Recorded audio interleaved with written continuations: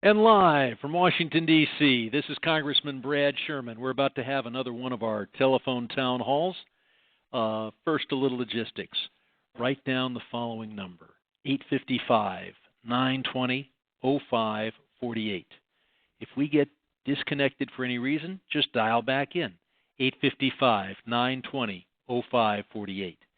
And that number will also almost certainly be the number that you can dial in on our next telephone town hall, 7 p.m., January 4th. So I hope you'll enjoy the next hour and 10 minutes with us here, and that you'll join us again on the 4th of January. And if you want to know about any of our upcoming town halls, and if you want to submit a written question in advance, you go to bradsherman.house.gov.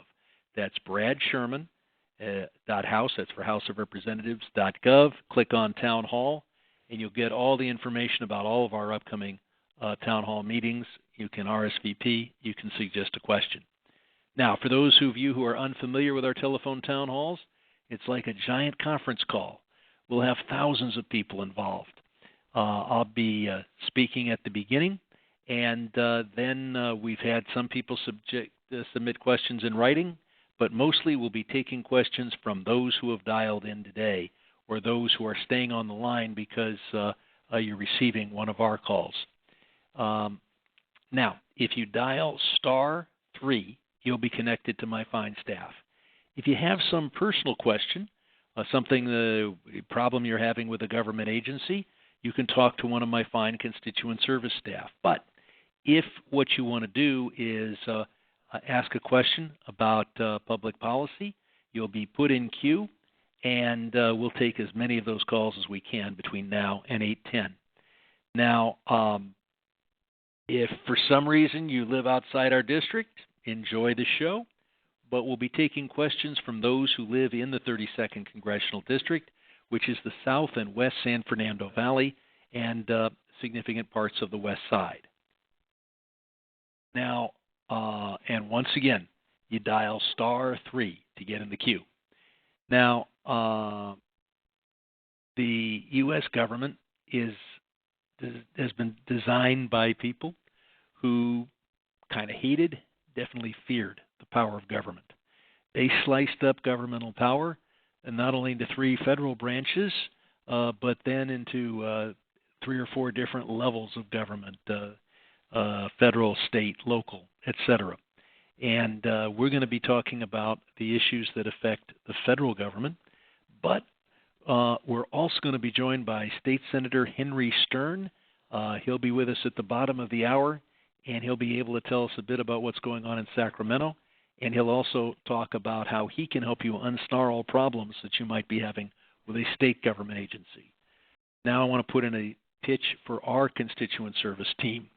For those of you who joined this call just a minute or two ago, this is Congressman Brad Sherman. This is our telephone town hall. And to be in queue to answer a question, you dial *3. Now I'll talk about our constituent service effort. We're in the Westcom building on Van Nuys Boulevard in the heart of America's best named city, Sherman Oaks. You can reach us by calling 818-501-9200. And on the line today, not only listening but available to answer any questions that you have by dialing *3. If you want to deal with a personal matter, you can talk to Scott Abrams, who heads our constituent service office, or John Alford. Let me put in a pitch for their work. Imagine a federal agency makes a mistake. It could happen, could affect you. Could be Social Security, the VA, the IRS. If you have a problem, you give Scott or John a call. Once again, that number is 818-501-9200. Or tonight, you can just dial *3. They'll work very hard. They solve your problem, and then I, Brad Sherman, take the credit. It's an outstanding system. Now, I particularly want to focus on passports, as I have in several of these calls. The passport system is broken. They are fixing it. But please, if you've got less than 8 months to go on your existing passport, get it renewed. If you're going to travel in the next few weeks and you can't get your passport renewed through the regular process, give us a call we can be helpful in getting you an emergency appointment there in the federal building in Westwood. Now, also, I want to put in a pitch for our military academies, West Point, Annapolis, the Air Force Academy. If you know someone who's interested in attending, first, thank them for their willingness to serve our country at a difficult time. Then give a call to John Alford, who is on this call, because in order to go to the military academy, you need outstanding high school record, just as you would to get into any competitive university. You also need to be nominated by your member of Congress, and we have, over the years, nominated outstanding people to the military academy. So please contact us in October of the senior year of high school. I believe we're past the deadline, but if there was an extraordinary circumstance, we might be able to include one or two more people before the end of the year. John Alford will be in tomorrow at 818-501-9200. Now, again, if you've just joined our call, this is Congressman Brad Sherman. This is our telephone town hall, and you dial *3 to get in queue if you want to ask a question.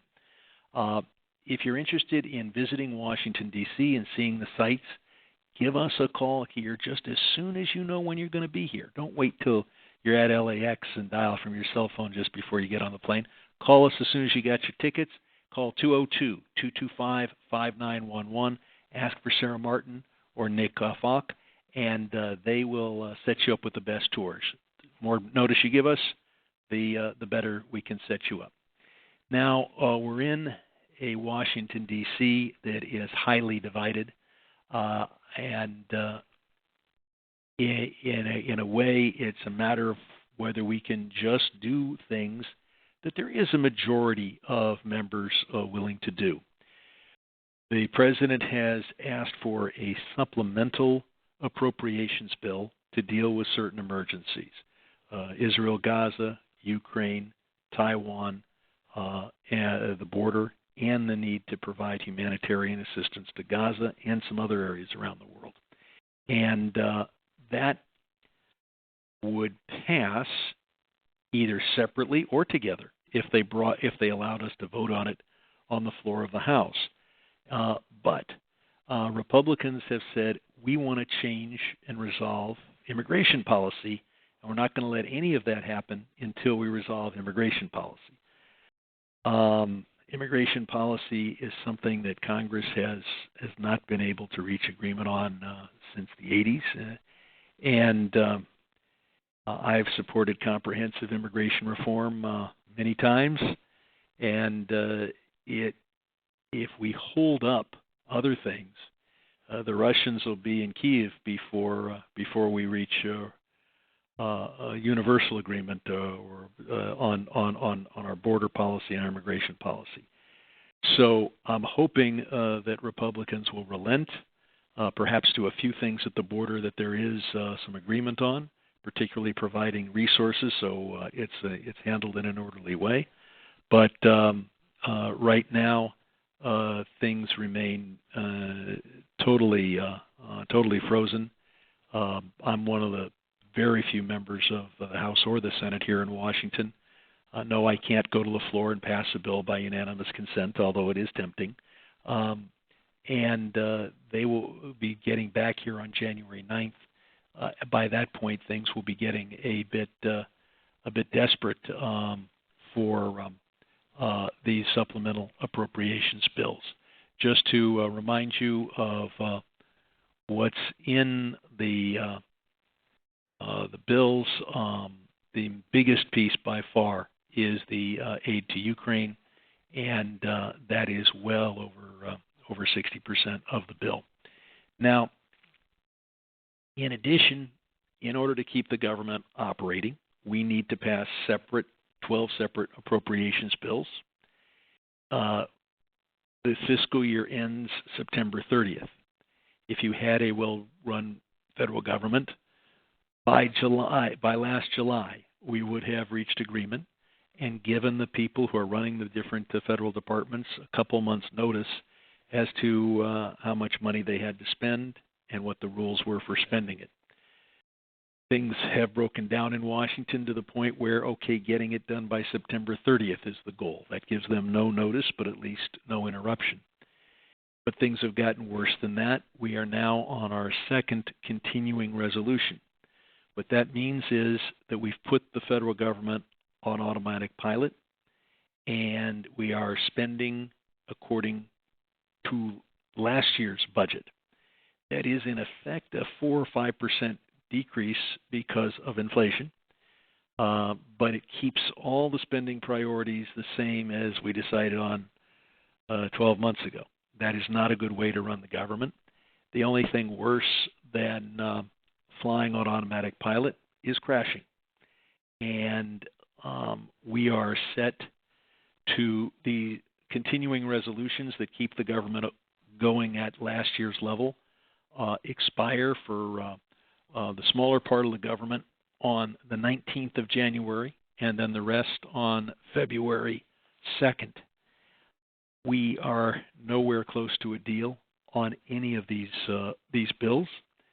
I will say this: the Senate has passed, I believe it is 3 of the bills, and there they passed them with widespread Republican and Democratic support. The House has passed 7 of the 12 bills, but has passed bills with virtually no Democratic support. So the House's bills are being ignored in the Senate because they don't reflect a bipartisan approach. The Senate bills are bipartisan; they're being ignored in the House, and it all hits the fan starting on the 19th of January. If government shuts down, certain essential services continue, the military, and what's weird is if you're thought to be an essential employee, including all of our men and women in uniform, you have to keep working, you just don't get paid on time. That is, of course, outrageous. What's also outrageous is sending home large numbers of government employees who, by the way, will not get any work done during the shutdown, but will eventually get paid. And then it's not just the effect on government. You say, okay, so I can't visit the national parks. They're closed. Okay. But important parts of our economy are dramatically affected. I'll give you one example. I am the chief Democrat dealing with Wall Street and the capital markets. And the SEC shuts down during a government shutdown so that you get no initial public offerings, and for the most part, no additional offerings by existing companies. So the ability for companies to raise money through issuing stocks and bonds shuts down because the SEC shuts down. That's just one of the many effects. So we've got to keep the government open, if God forbid on automatic pilot, but hopefully according to new bipartisan bills. And it's very hard to get our Republican colleagues to see the need to compromise. So far, the House hasn't even considered even 1/12 of this process with a bill that has bipartisan support. So as you all know, I could go on for a long time, but what's better is to hear your questions. Don, who's the first questioner? Sure. We have Carolyn with a question about the situation in the Middle East. Carolyn, you are on now. Hello. Hello, Carolyn. Hi. And Carolyn, what town are you from? I'm from Porter Ranch. I have just a tiny portion of Porter Ranch still in my district, so good to hear from you. Yes, I'm still in your district. Yes. The part you must be just below the 118 freeway. I am exactly below the 118 freeway. Gotcha. So what's on your mind? My question is, when will you be calling for a ceasefire at the genocide happening in Gaza? I am a struggling single parent. I no longer have the money to keep funding Israel. Even if they want to commit genocide, I don't want to keep funding it because I can't afford it. I can't. Let My me. bills are higher than ever, yet our money keeps going to funding a foreign nation. I can't afford it. Plus, the way they are continuing on, and I understand you're a very large APAC recipient, so I would like to understand why you have not called for a ceasefire and why do you insist on sending money to Israel? I do believe in a durable ceasefire, and I'd like to see one immediately. What we can't have is a temporary ceasefire the way it was outlined by the high-level spokesman for Hamas. To break it down for you, that plan is rampage in southern Israel, retreat, don't stand and fight in southern Israel, retreat behind human shields, rearm, regroup, and then repeat. And of course, Hamas is on record that after a ceasefire, they would do October 7th again, a second time, a third time, and a fourth time until Israel's destroyed. Now, what would be a durable ceasefire would be a ceasefire in which the hostages were released and all of the Hamas fighters were relocated, probably to Iran. If that happens, then we can have an immediate ceasefire. But a ceasefire that's just a chance to rearm, regroup, and repeat isn't a ceasefire. It's just a tactical advantage for one of the sides. As to the amounts of money, in Biden's proposal, he proposes 5 times as much money for Ukraine as he does for Israel. And in fact, people have been calling for a ceasefire in Gaza, and I'd like to see one. The policy of the United States is not to have a ceasefire in Ukraine because Ukraine hopes to be able to retake some of the territory that is now under Russian occupation. At some point, that war also has to be brought to a conclusion. But we can't have a situation in which we have a short-term truce leading to a repeat. And keep in mind, we had a ceasefire on October 5th, and nobody was thinking about very few people were focused on the Middle East. I'm the most senior Democrat on the Foreign Affairs Committee, so I'm focusing on a lot of problems around the world. But we did not have this terrible situation on October 5th, and we don't want to go back to just October 5th. So I look forward to hopefully an end to the fighting very, very soon, but with a release and of the hostages and a relocation of the Hamas fighters. Israel's position has been that those Hamas fighters should surrender. I think that is unrealistic, but I do think that they can relocate.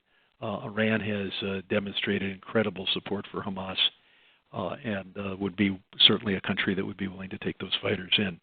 And I want to say that to the approach of asking Israel to simply put itself in a position where this is going to be repeated again by a victorious Hamas, I think that's unrealistic.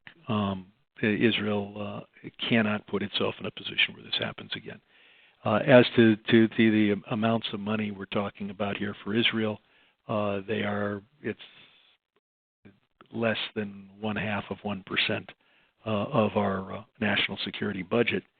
And keep in mind, the Houthi, Hamas, Hezbollah, 3 terrorist organizations, all funded by Iran.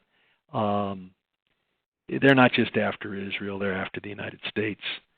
We saw that on 9/11 with a different group, but a similarly inspired group of terrorists. And the mullahs in Iran are leading chants of death to America every day of the week, but especially on Fridays.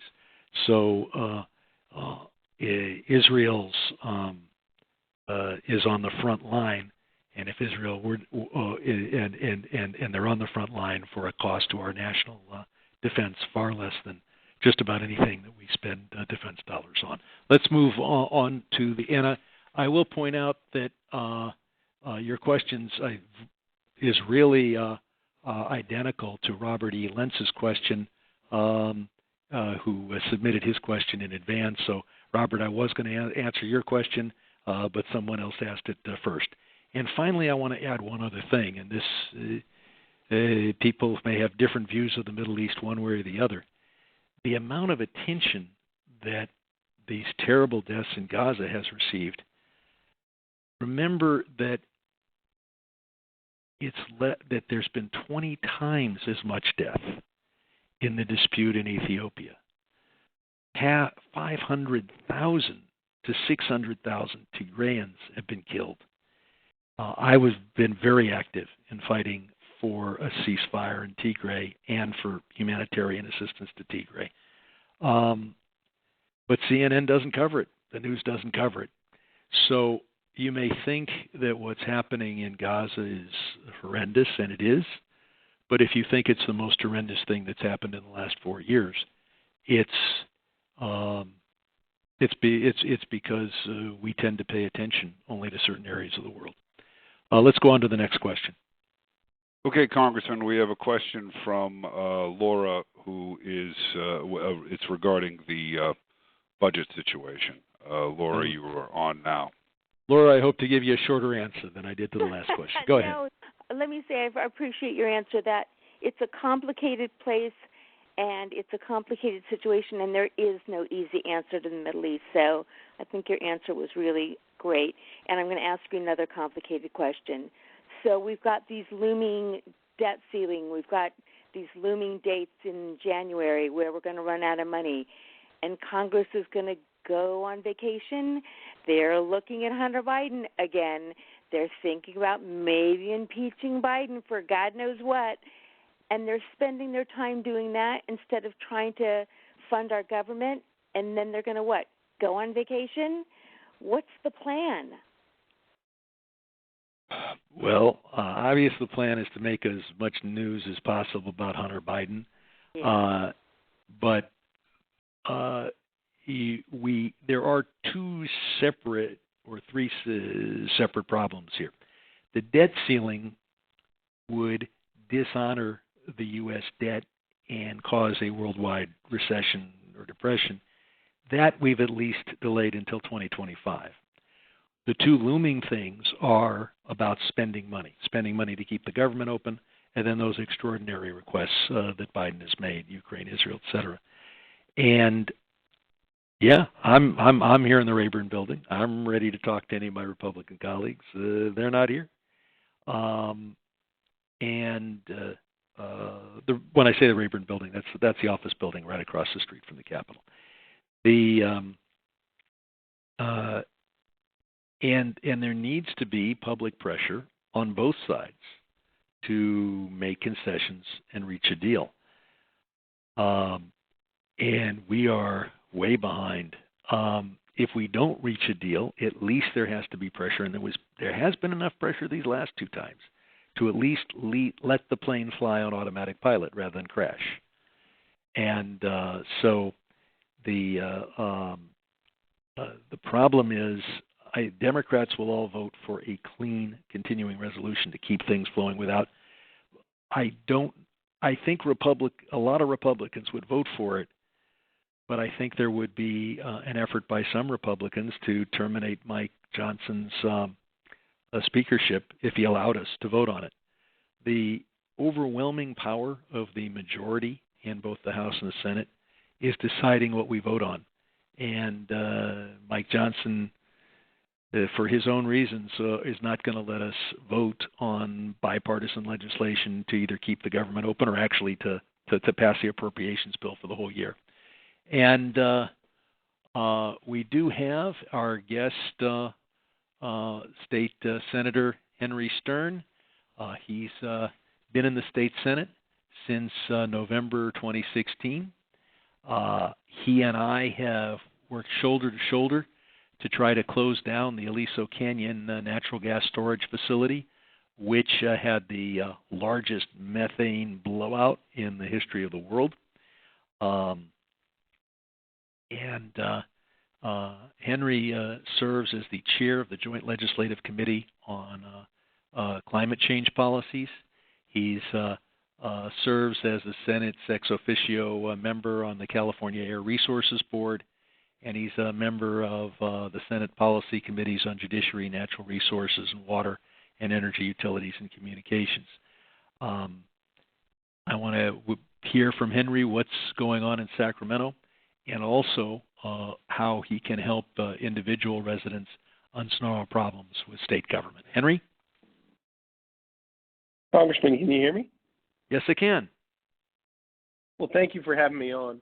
And it's always an honor to be on one of your town halls, and your unfettered access to your constituents and your sober take on world affairs is refreshing. And just sitting on, the internet doom scrolling all day or watching CNN, I think we get a much better take straight from your mouth all the way out in Rayburn. So thank you for your service, and it's an honor to serve the public with you. I just came back from the Middle East, and I have to say at the outset, even though I only do state and domestic affairs,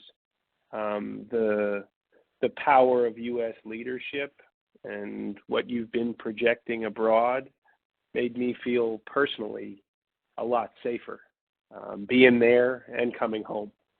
As a Jewish American walking around the San Fernando Valley these days, I got to say, I look over my shoulder when I walk my daughter down the street, and I've had some things happen to me, and we've had some awful things happen even in this district. Man, we've been killed on a street corner out in Thousand Oaks just for standing up for the state of Israel. And so it's a dangerous time, and there's a lot of insidious disinformation at work. So it's comforting to have your leadership on these issues and to have to make the case to average taxpayers. Why does it matter that we put our dollars towards these causes? I should note, by the way, it's less than 1% of the federal budget, by the way, that we put towards foreign aid overall. And it's about half as much as the rest of the developed world puts per capita. So we're actually pretty modest in those terms. But I guess, getting back to domestic affairs and my work, why was I out in the Middle East? I was at the UN Climate Conference. Climate change and environmental issues is local and global. So there's no way to prevent the valley from getting to uninhabitably hot temperatures in the next 10 to 15 years, where we're going to see 120-degree days as a matter of course. There's no way to solve that unless we solve globally this issue around methane emissions, around our use of fossil fuels, and frankly, just getting held over the barrel at the pump. And so, I'm frustrated every time I show up at the pump and I see the price go up or the price go down, and I wonder why. And then you see what's happening in the Middle East, or what Putin's doing out in the Ukraine, and you realize that our basic family budgets are contingent on what these warlords are out there doing.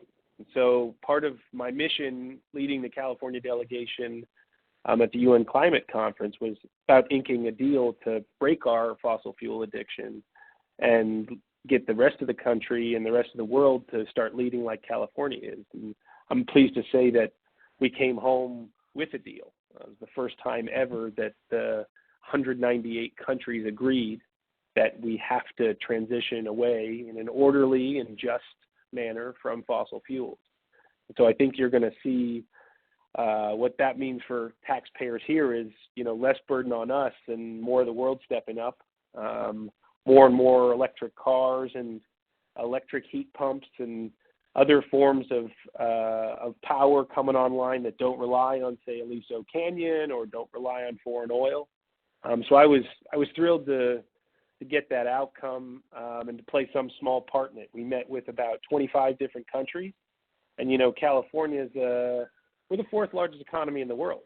So, and we consume more petroleum than anyone else besides the U.S. and China. So, we operate a little bit like a nation state, and so we had to show up there and make our presence felt, and met with Special Envoy Kerry and a number of others. And anyway, I'm feeling good about those outcomes, but sober as to what's coming this year. We've got another budget deficit, and very real decisions to get made in Sacramento, so it's going to be tough.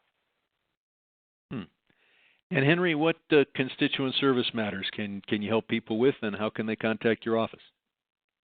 So we solve everything from issues with your DMV, issues on lost items that you may not realize you've got property, say, or accounts that haven't been trued up. We can help you with the Board of Equalization, help you with tax issues, help you even with issues around health care, if you're on Medi-Cal or other social service benefits. During the pandemic, we solved over 6,000 cases of unemployment insurance. My office is a full-time casework operation, and we've got incredible people. So you can contact us any day of the week, even on weekends. We work all the time, and people can reach you on weekends. Wow. I answer emails. Maybe not Saturdays. I do shut off on Saturdays, but you can still call, and email works too. So I'm Senator. What email address should they use? And what and maybe you have the office phone number as well. Yeah, so I'm Senator.Stern @sen.ca.gov, and I'm 818-876-3352, and I'll just give you that one more time. So it's 818-876-3352, and it's Senator.Stern @sen.ca.gov, and you can even, if you guys are online and you like to direct message, you can reach me that way too, at Henry Stern CA. So if you're on Instagram or Facebook and you want to reach out to me that way, you can find us any which way. So we're here to serve you, and thank you for putting me to work. I am paid by your tax dollars, so I take it very seriously, and I'm grateful to you. And Henry represents almost everybody on this call, all of us in the South and West San Fernando Valley, and I believe you cover Malibu and Topanga as well. We got Thousand Oaks even. We go all over. We go even into Ventura County. But even if I'm not the right person to call, if you call us, we'll get you in touch with the person who does.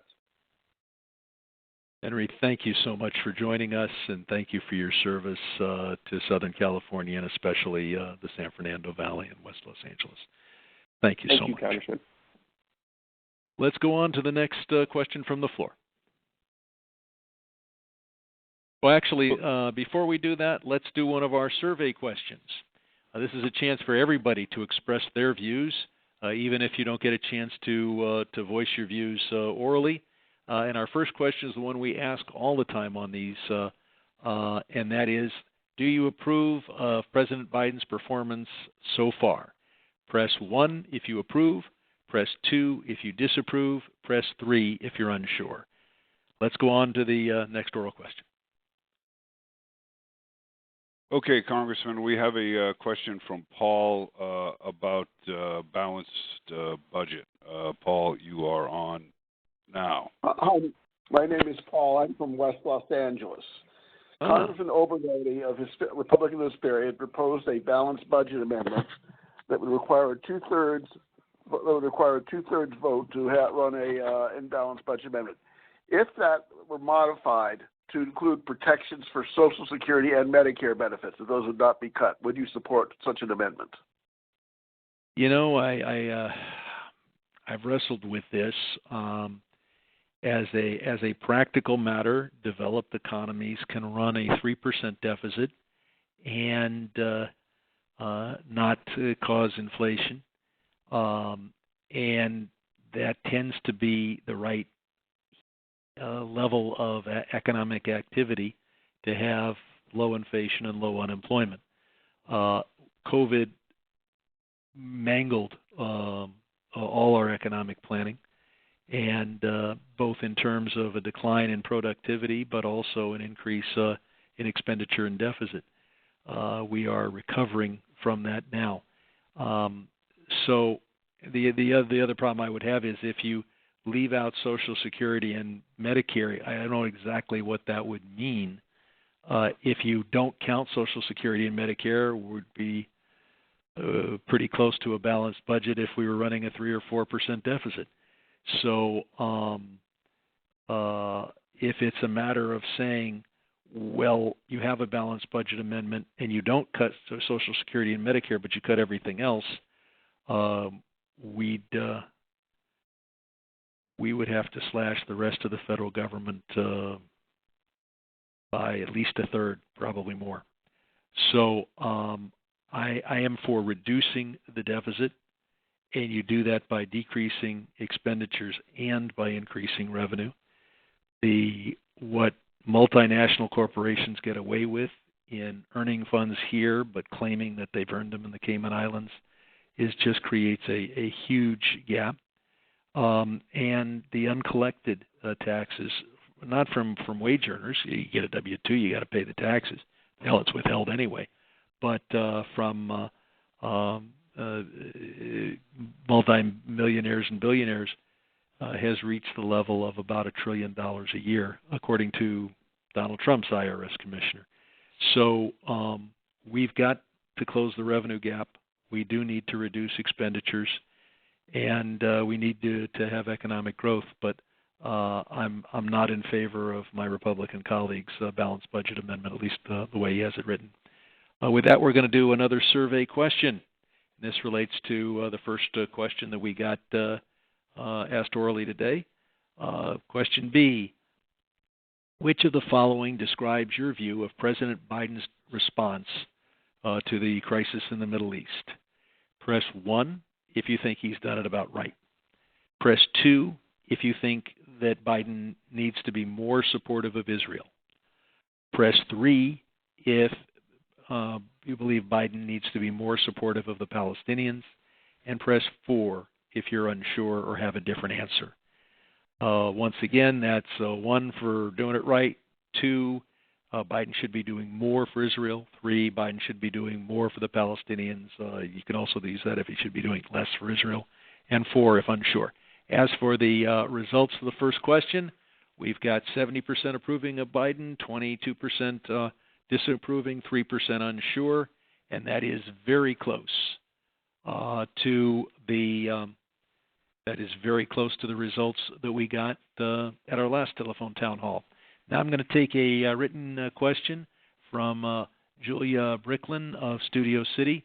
The question is there nothing more that can be done to force Hollywood Burbank Airport to dispense some of its flights over the Mulholland Corridor, or disperse, not dispense.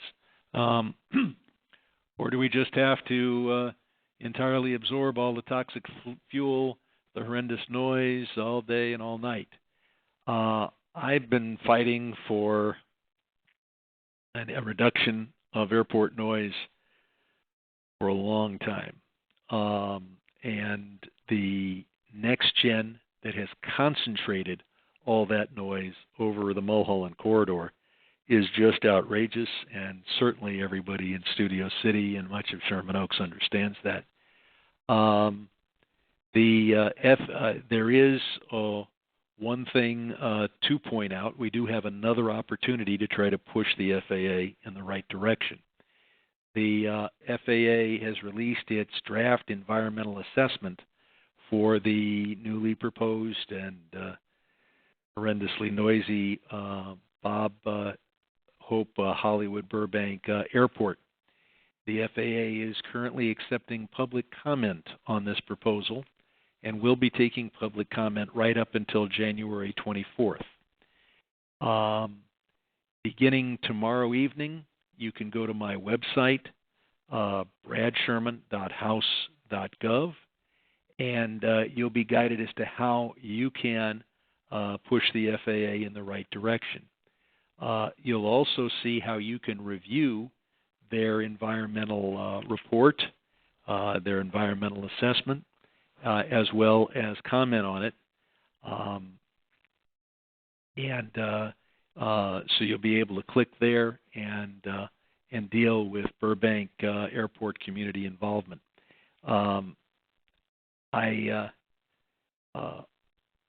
We have come close but not been successful in passing legislation that would provide a curfew for Burbank and Van Nuys Airport. We have been somewhat successful in limiting the number of noisier jets that are based at Van Nuys Airport. I have opposed any expansion at Burbank Airport until these nighttime curfews and other noise issues are resolved. We've not been successful in blocking that, but we haven't been unsuccessful in all of this either. And the next battle with the FAA starts tomorrow evening. Brad Sherman, .house.gov, and see how you can submit comments.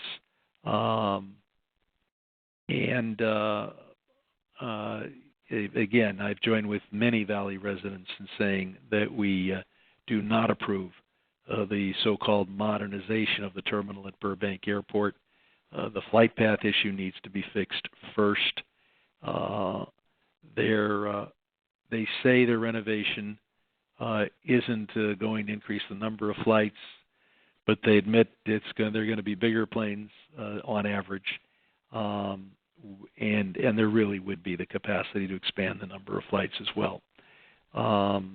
The FAA has granted a permit for this new terminal, as I understand it, in the airport. So we need to fight this one step at a time, and even over the airport noise, I hear you.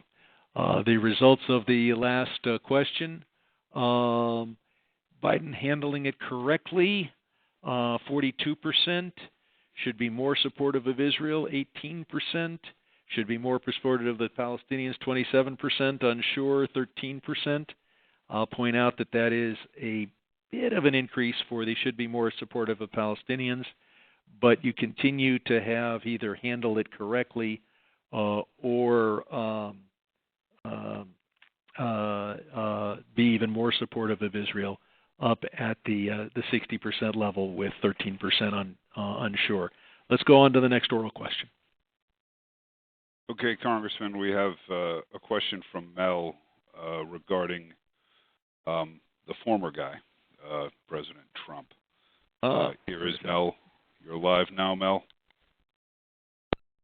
I don't know how to answer this question because I'm just so upset with Trump. What he's saying, the things that he's saying, they're so offensive, and nobody is. I can't believe the world is behind him. That's it. That's all I got to say. I'm frustrated. I couldn't agree with you more. I've been involved in politics as a volunteer, even in elementary school, and I've been telling people to go out and vote and to study the issues. And people would tell me again and again, it doesn't matter who gets elected; they're all the same.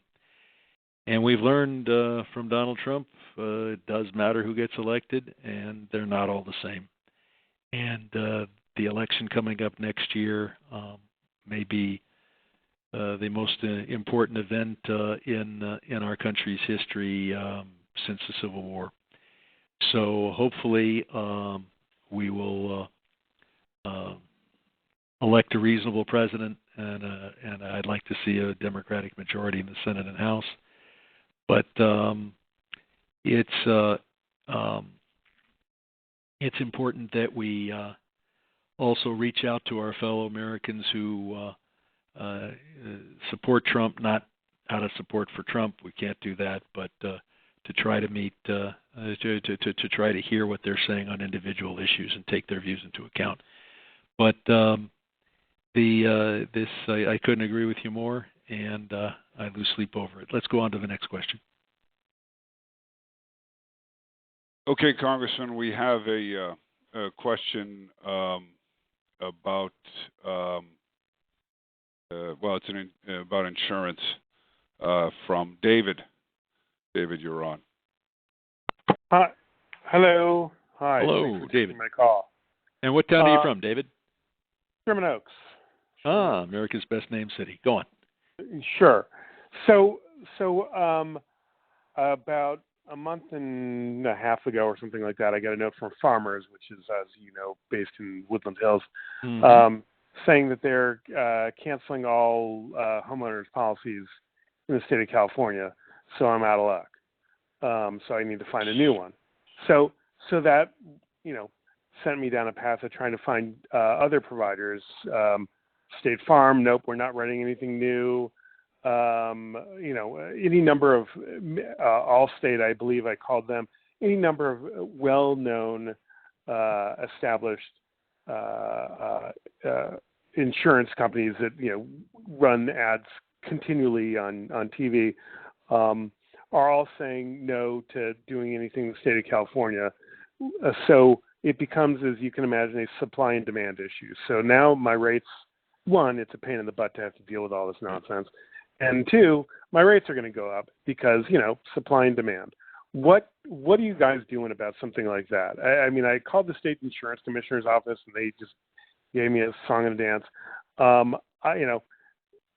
It's expensive enough to live here, but their rationale is always, well, it's increased fire risk. I live at Woodman and Burbank. There's no chance of a ginormous forest fire advancing upon my neighborhood. It would have to be apocalyptic in nature, and to have any sort of to be that to have me be in the zone of attack. So what are you guys doing about things like that? Because I know I am not the only one, and the fact that Farmers, again, based out of Woodland Hills, is dumping us and the rest of the state is mind-boggling to me. I had heard that companies were retreating or raising rates at the urban-rural interface, the folks that are right there against the brush. But as you describe, that's not you. For farmers to be paying for advertising and then throwing away their customers in California seems absurd. Insurance is traditionally and is still handled at the state level. I wish we had Henry Stern still on the line. This is a problem that is hitting Florida and California. I don't see it hitting the rest of the country, which is why, yours is the most severe story I've heard. I've heard of rate increases. I've heard of people right on the brush being turned down. But for you to be in the middle of Sherman Oaks and several companies won't even talk to you about issuing a policy is the worst story I've heard. And again, we have an elected insurance commissioner's full-time job is to deal with this. Did you finally find a policy that a company that would write you a policy? Yeah, I mean it's not but here's my concern, which is it's not a company that has the deepest pockets that an Allstate or a State Farm or whatever would have.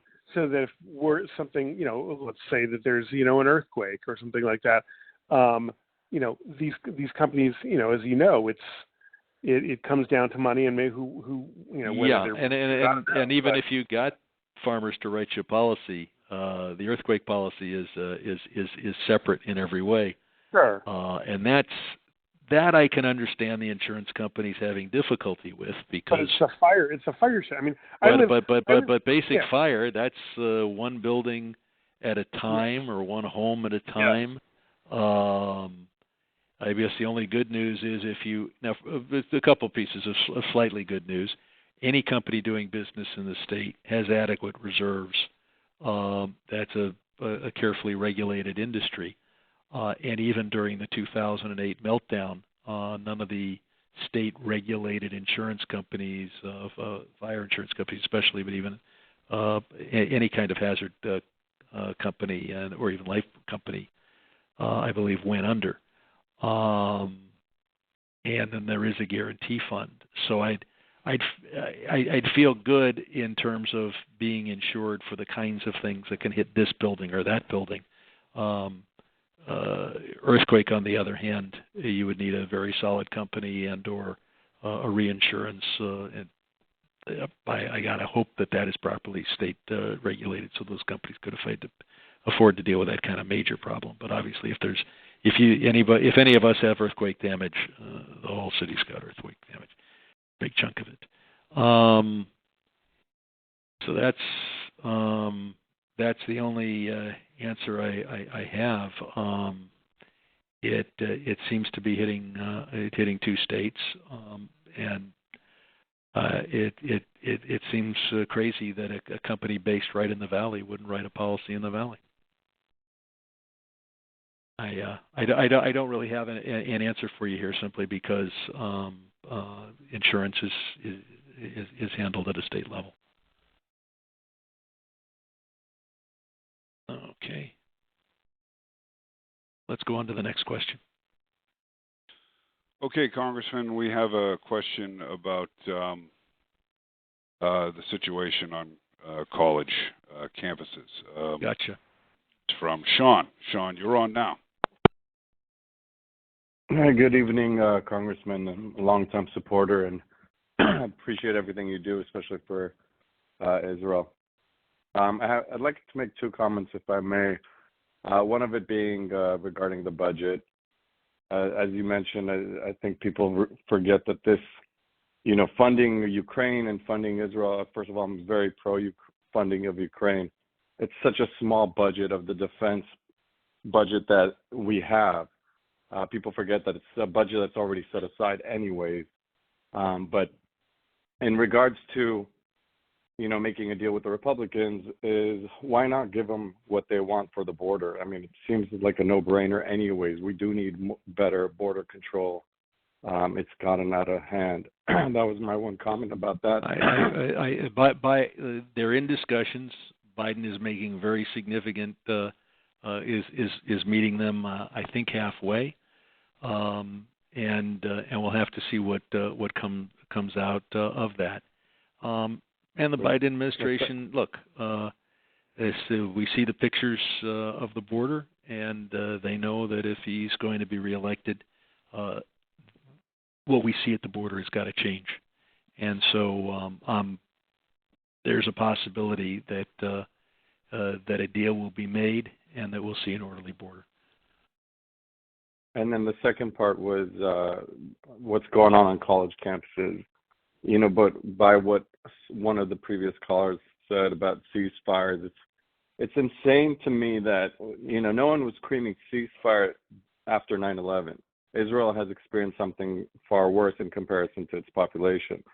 And yet people are screaming ceasefire without giving them the opportunity to fight terrorism the way America has, every you did not see to.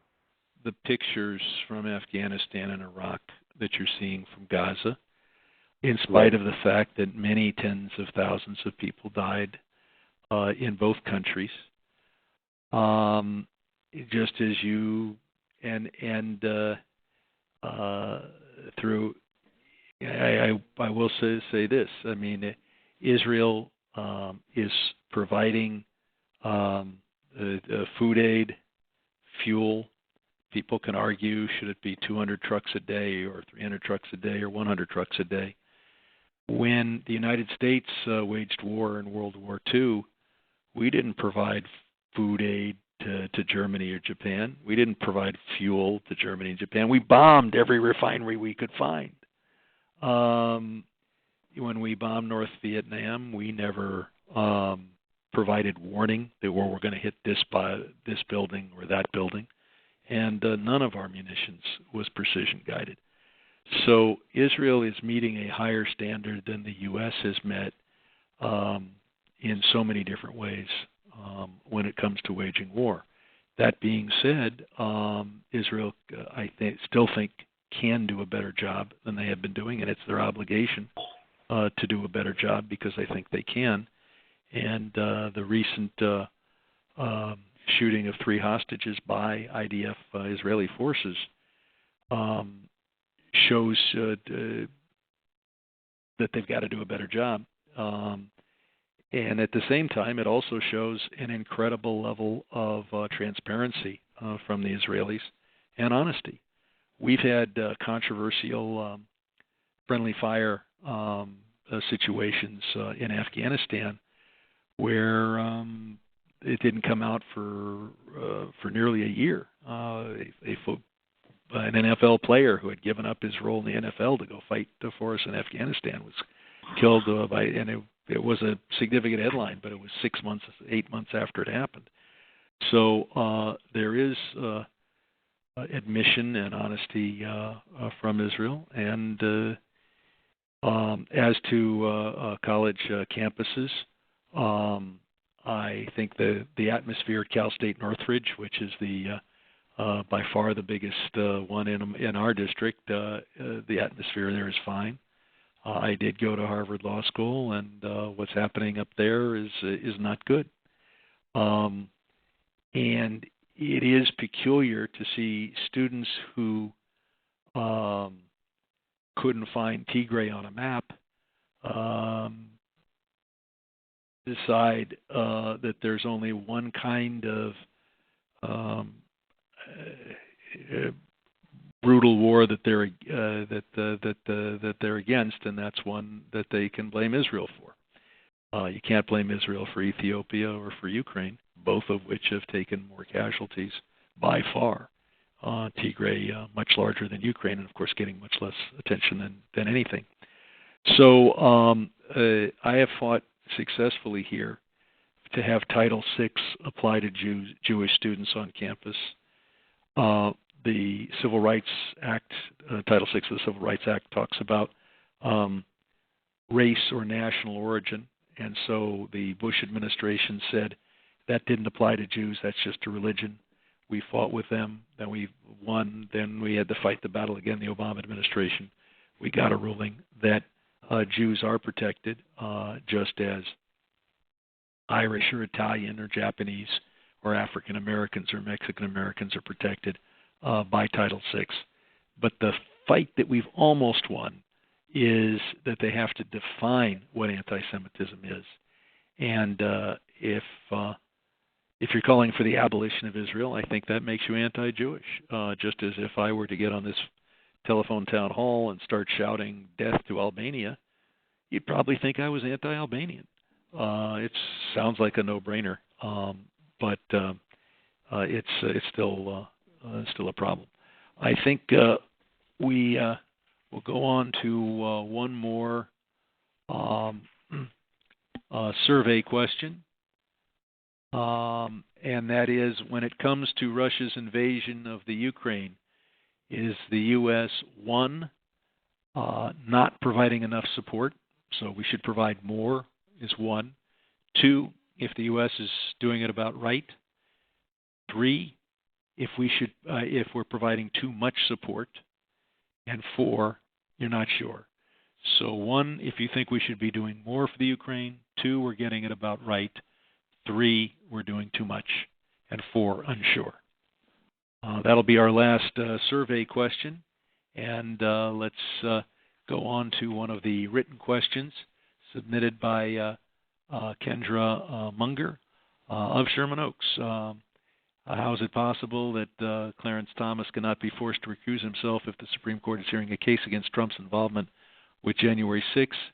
Clarence Thomas' wife was involved, and that creates a conflict of interest. And Kendra believes there must be some way to force him not to participate. Unfortunately, we do not have rules at the Supreme Court. I think that Clarence Thomas should resign because of the enormous ethical problems. I live under strict rules.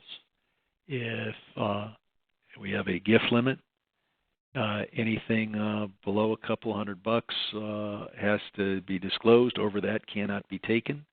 I live with that all the time. I would never get on some millionaire's private jet because that is a gift. And I realize that if I want to be involved in government, and I do enjoy it, that I've got to live on a government salary. And Clarence Thomas has decided he wants to be involved in government and he wants to live like a billionaire. And it's, or at least a multi-millionaire.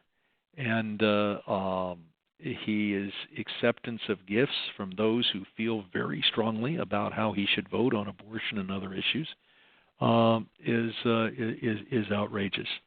But the Supreme Court doesn't have enforceable ethics.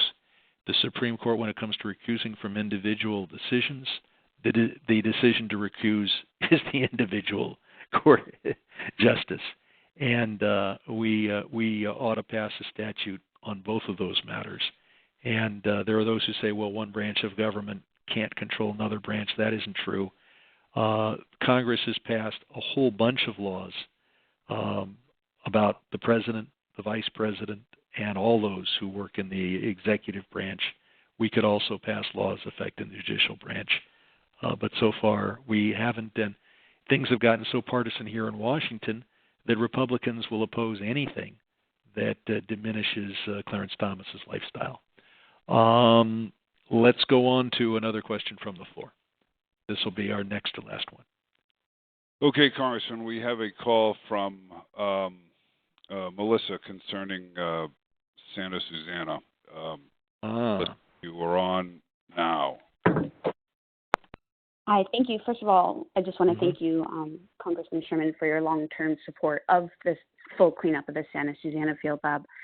And part of the issue has been having to deal with Boeing not wanting to clean up the site, and that mostly fell under state jurisdiction. But now we have NASA and the Department of Energy in the final programmatic environmental impact report. There's terms in there that will let them walk away from cleaning up 65% of their acreage. And because that is two federal agencies, I would love to know how we can take more steps, how you can get more involved. We're pretty close to losing the cleanup right now. And it seems like nobody is stepping up to be the forefront champion. And I know that you are capable, and I know that you would be amazing at that. And I've seen you do it. And I'm here to ask you to do it again. We absolutely have to. Julia Brownlee and I are both united on this. We need a full cleanup of that facility. We in the Valley have absorbed the health problems of that facility for way too long.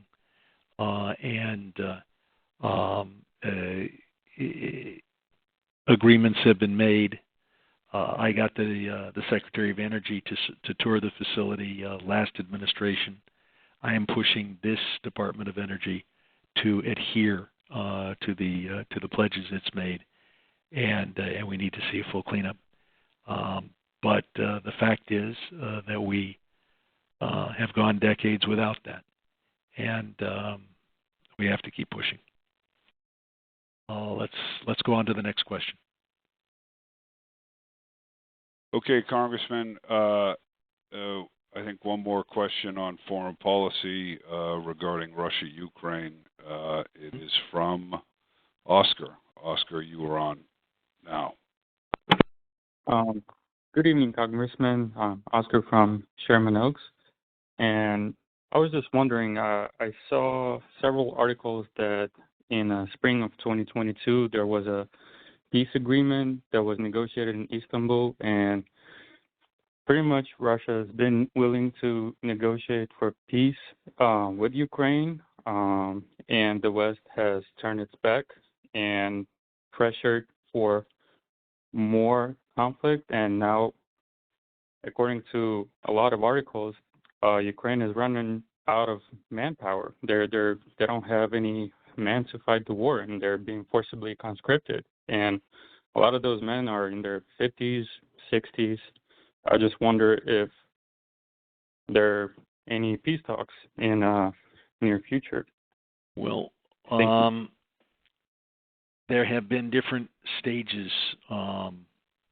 Putin most recently, and this was just a couple days ago, has said he does not want a ceasefire, and he wants a subservient regime governing all of Ukraine.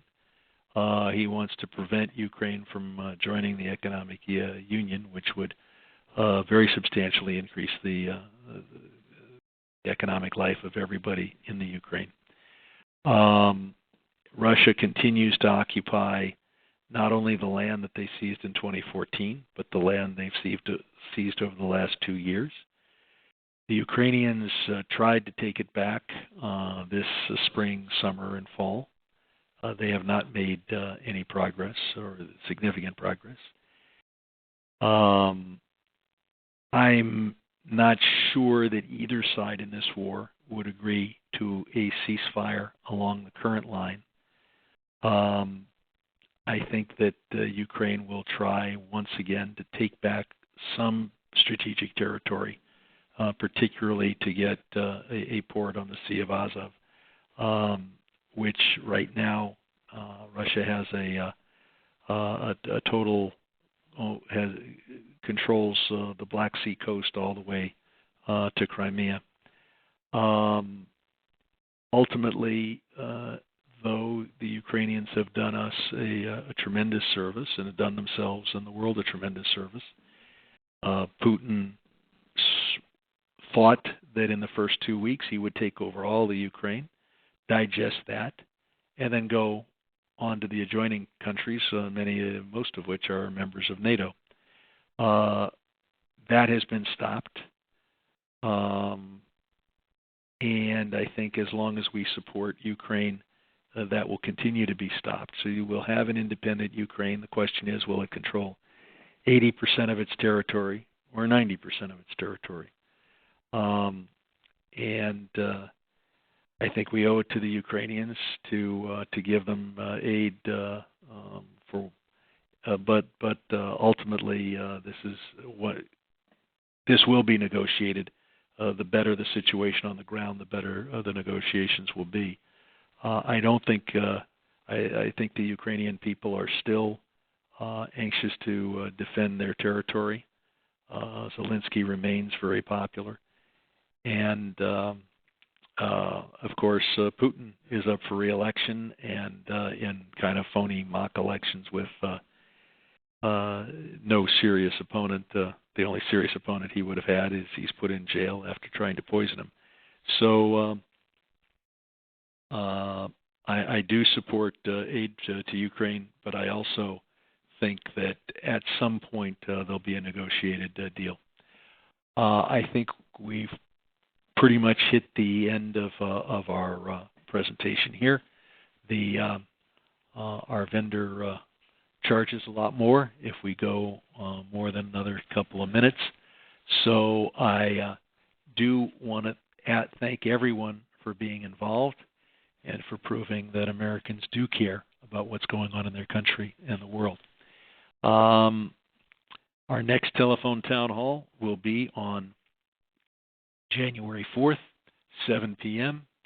Almost certainly, I can't be absolutely certain yet, but I believe our phone-in number will be 855-920-0548. Please stay on the line even after I hang up. You'll be connected to our voicemail system. Please give me your email address, even if I already have it. I know that sounds weird, because I'm not allowed to send you an email in January and February and parts of March unless I get the email address from you. You can leave a message expressing your opinion on any issue. I won't listen tonight because it's after 11, but I will listen tomorrow. And I want to thank you for your involvement and look forward to seeing you in January at a lot of public events next month. So thanks a lot. Look forward to hearing your comments and look forward to joining you again by telephone on January 4th. This is Congressman Brad Sherman. Thank you.